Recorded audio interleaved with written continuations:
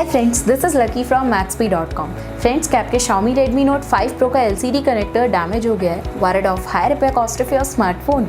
Don't worry, you can now buy high quality replacement LCD connector for your original Xiaomi Redmi Note 5 Pro at a very affordable price from maxp.com and can fix your phone yourself at home or get it repaired by any professional very easily। जी हाँ दोस्तों, आप हमारी website maxp.com से अपने Xiaomi Redmi Note 5 Pro का नया LCD connector खरीद के बहुत ही कम दामों में अपने फोन को सही कर सकते हैं। This LCD connector is a 100% genuine quality product which works similar to your original product with a perfect fit for Xiaomi Redmi Note 5 Pro। इस LCD कनेक्टर को पहले हमारी क्वालिटी टीम द्वारा चेक और इंस्पेक्ट किया जाता है और क्वालिटी एश्योर होने के बाद ही LCD कनेक्टर आपको भेजा जाता है। साथ ही साथ Xiaomi Redmi Note 5 Pro का LCD connector Maxp Trust replacement warranty के साथ आता है, जिससे आप श्योर हो सकते हैं कि प्रोडक्ट खरीदने के बाद आपको कोई भी परेशानी नहीं आएगी। फ्रेंड्स, maxp.com पर ऑर्डर करना बहुत ही ईजी और सिंपल है।